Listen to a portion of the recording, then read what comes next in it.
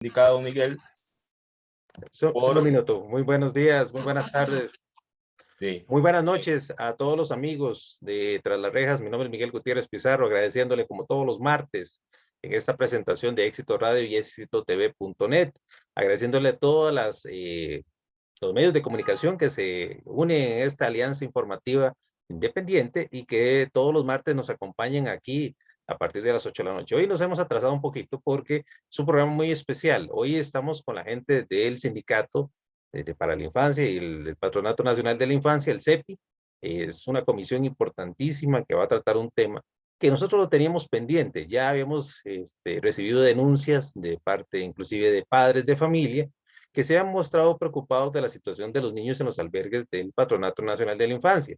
También aquí habíamos dado reportajes al respecto que habían dado varios medios de comunicación e inclusive varios padres de familia indicando de las situaciones que se viven ahí. Pero ahora vamos con una perspectiva adicional importante, la de los trabajadores, la de la parte de los mismos funcionarios y que nos vienen a decir la terrible situación en general que vive la infancia de nuestro país y por supuesto los funcionarios que están laborando en estas condiciones que, bueno, no solamente a nivel nacional se ha reconocido estas falencias, sino que también a nivel internacional.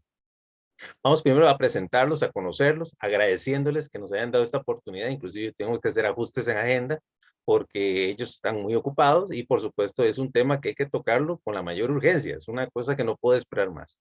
Vamos a conocerlos primero con doña Laura Rivera. Muy buenas noches, doña Laura, muchas gracias por estar con nosotros en Tras las Rejas. Buenas noches, muy feliz de estar aquí con ustedes. Yo represento a la Central General de Trabajadores, formo parte de la Secretaría de Conflictos Laborales y además desde hace más o menos como un año estoy trabajando con los compañeros del Sindicato de Empleados del PANI en una comisión que está analizando y generando diferentes acciones en relación a las alternativas de protección del PANI. Muchas gracias, doña Laura. Don Carlos, muy buenas noches, un gusto. De parte de nosotros estamos muy honrados con su participación. Queremos conocer del sindicato y de ustedes. Don Carlos, muy buenas noches, bienvenido. Muchas gracias a los televidentes y a ustedes, desde luego, por la oportunidad de compartir con la población en general que pueda acceder al programa.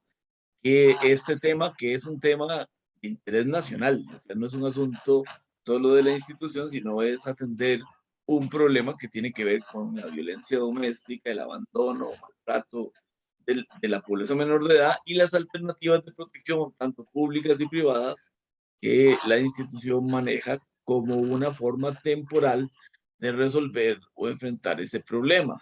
Y que tiene un montón de variantes, ahora lo va a ver a través del desarrollo del programa, donde vamos a encontrar muchos puntos que abordar y desde luego diferencias de enfoque que tenemos desde el sindicato con la administración de cómo debería funcionar un programa de esta naturaleza.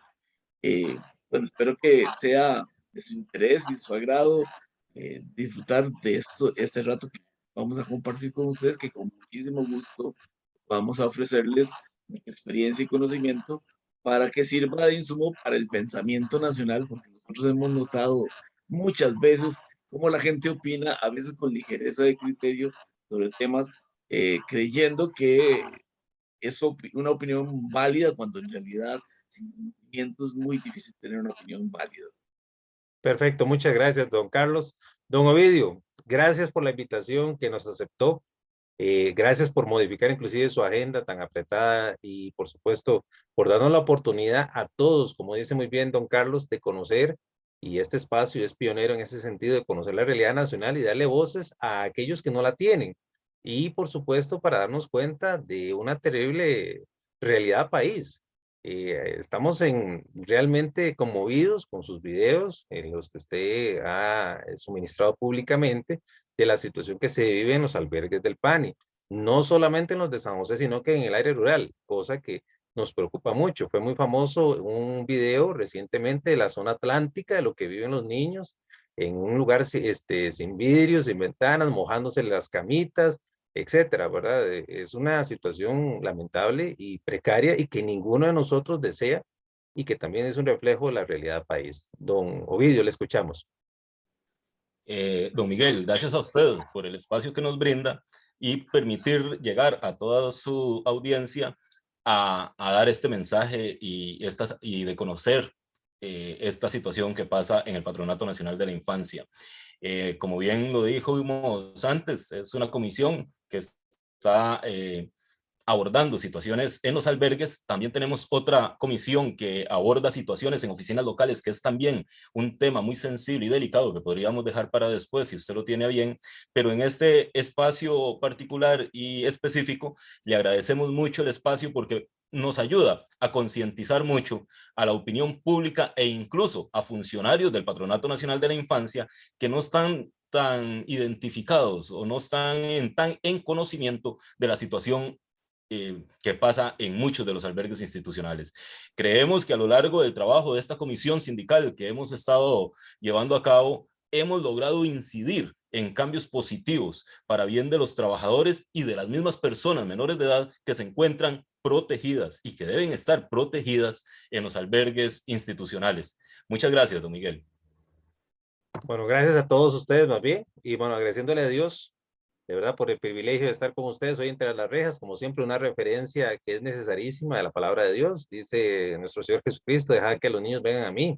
O cuando nuestro Señor Jesucristo nos habla de lo que haces por uno de estos pequeños, lo haces por mí o para mí. O cuando hace nuestro Señor la referencia de que hay que ser como niños para llegar al reino de los cielos, porque el reino de los cielos es de ellos. Nos preocupa realmente que haya violencia institucional.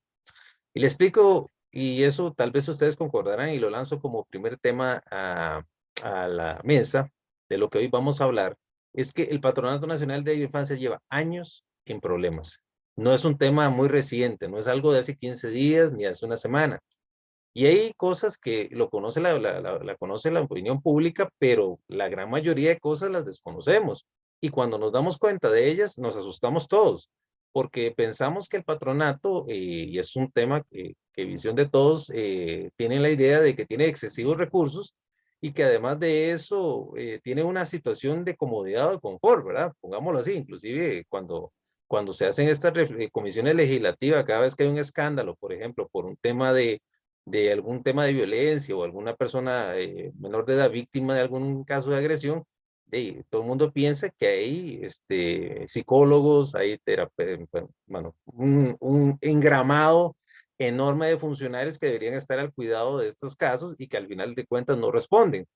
Y vemos escenarios a veces tétricos de llegadas tardías en este sentido de la atención institucional.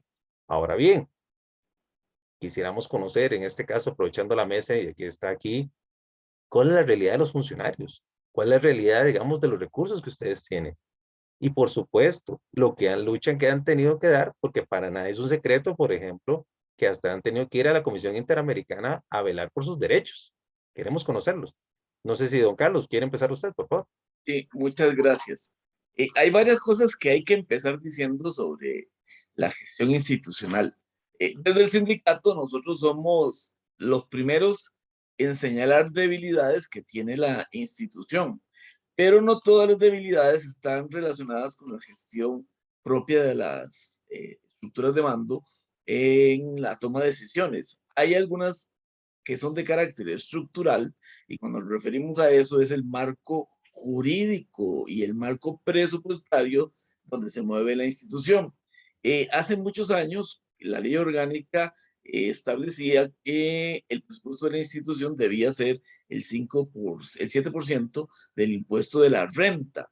Eso pasaron muchos años hasta que el sindicato logró por fin que la Sala Constitucional obligara al Ministerio de Hacienda a girar ese presupuesto porque no le daba la gana girarlo. Y al final resultó que recientemente la Asamblea Legislativa deroga todas las leyes que establecen impuestos para las instituciones y establece un régimen de regla fiscal. Eh, Además dice que los tributos se tienen que garantizar con impuestos nuevos y eso no va a pasar porque no creo que haya ningún proyecto que yo conozca de financiar el patronato a través de un impuesto nuevo. Entonces, la institución tiene una serie de limitaciones presupuestarias que han llegado en este momento a ser situaciones verdaderamente graves, tanto así que no tenemos certeza cómo se va a cerrar este año a raíz de la falta de dinero con la que la institución tiene que trabajar, a raíz de la regla fiscal que le impide, incluso aunque tuviera el dinero, ejecutarlo.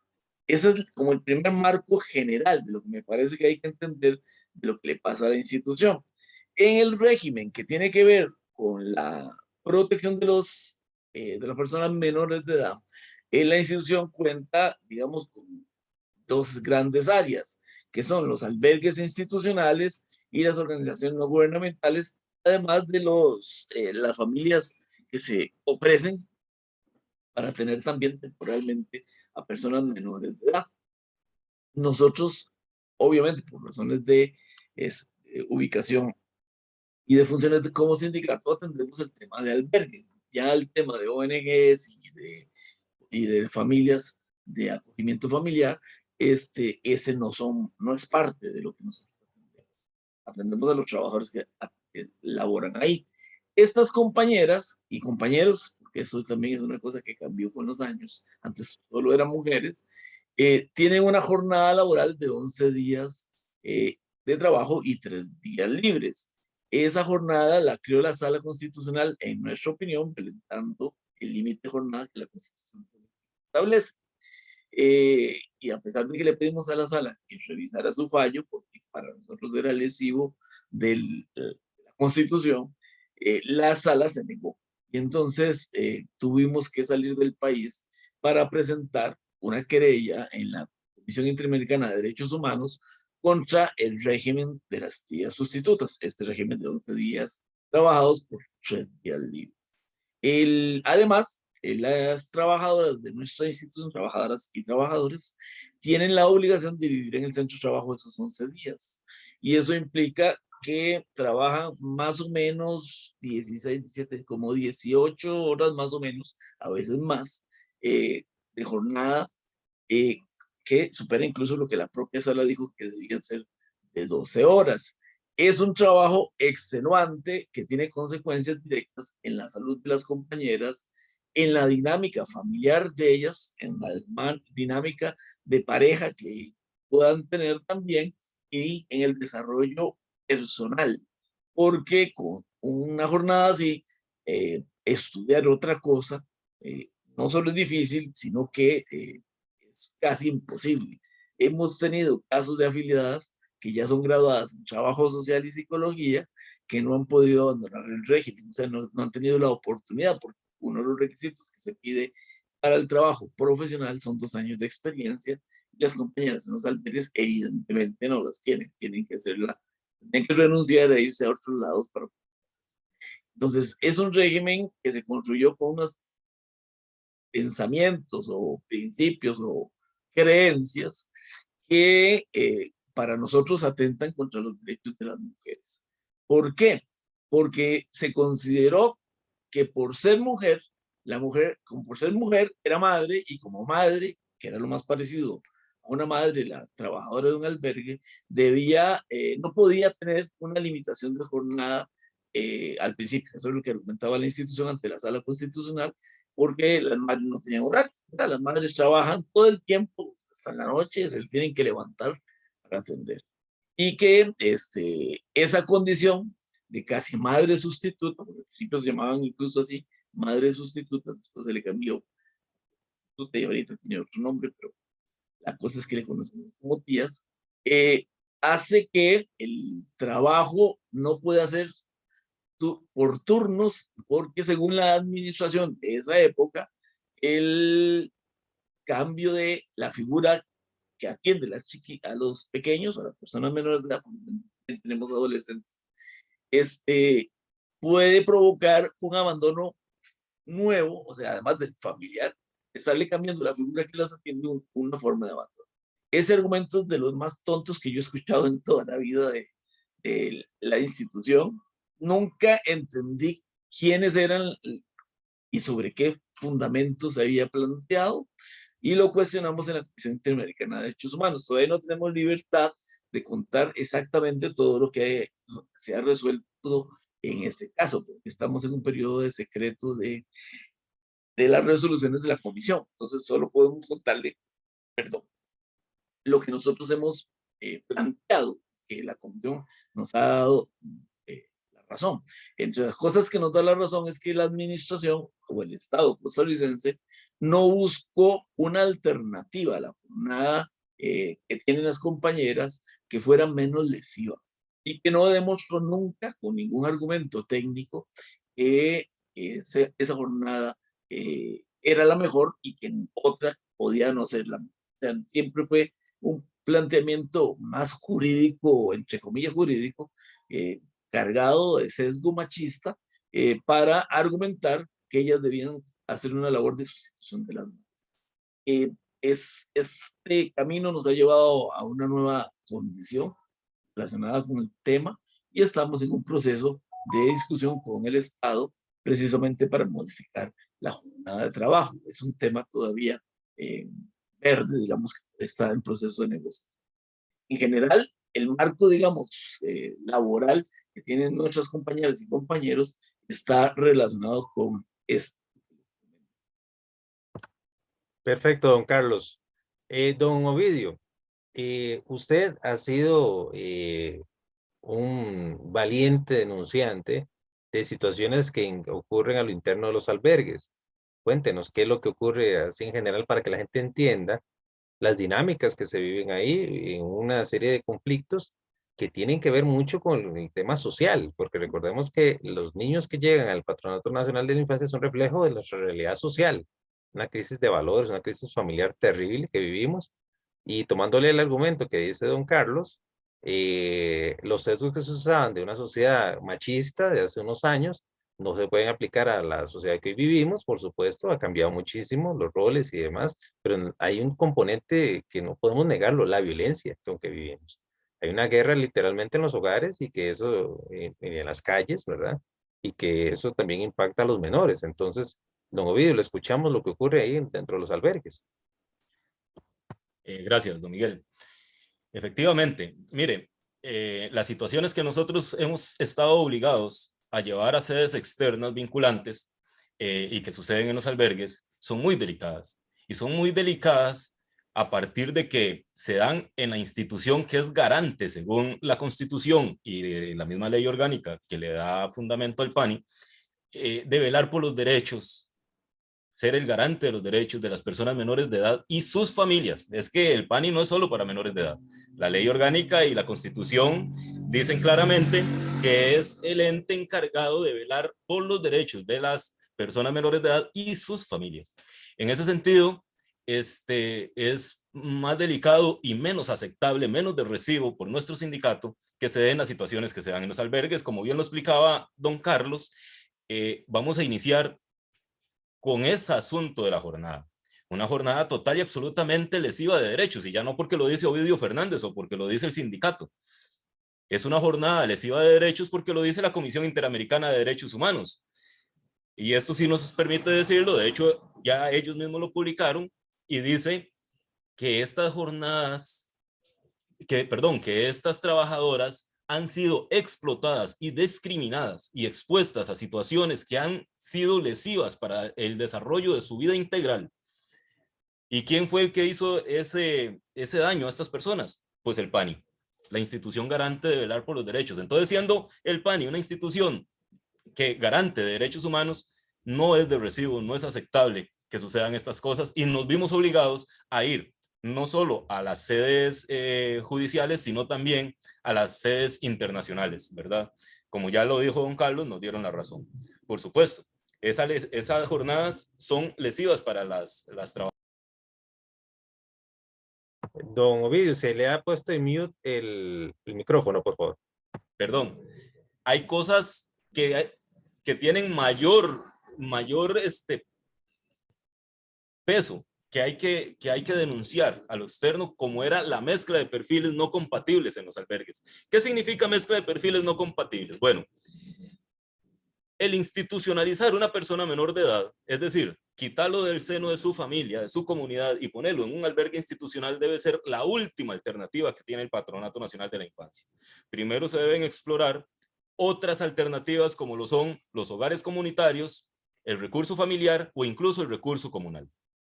Sin embargo, cuando llegan a los albergues es porque ya nada de esto fue posible, porque han estado en una condición lesiva a sus derechos, de vulnerabilidad de sus derechos.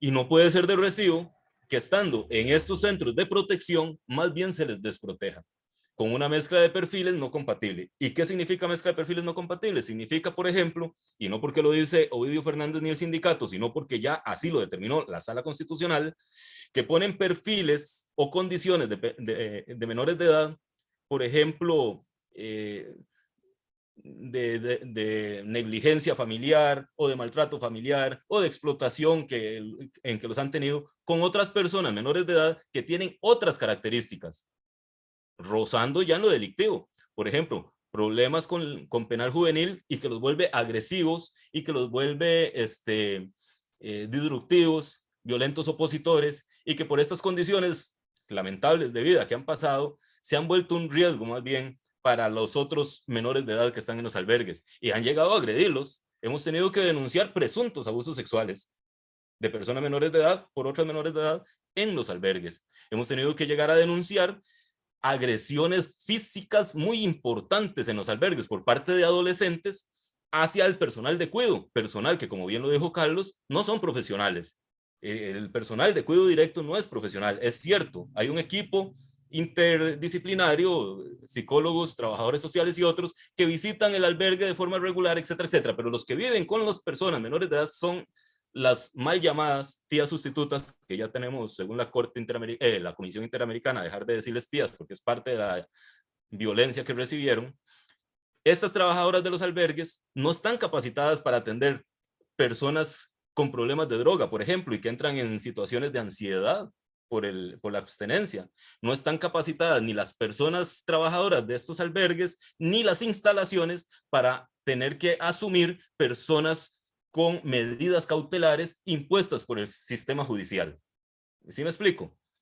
Dice uno de los fallos de la Sala Constitucional que en el albergue Convivir, que es un albergue de la Huetar Caribe, que se ubica en Guásimo de Limón, el Patronato Nacional de la Infancia, sus autoridades, expusieron a riesgo emocional, físico y a riesgo de la vida, inclusive al mezclar perfiles, al mezclar personas menores de edad con problemas de drogadicción, con problemas con penal juvenil, con problemas con pandillas y organizaciones delictivas, poniéndolas en el albergue con personas, por ejemplo, con necesidades especiales, condiciones de discapacidad mental, discapacidad motora.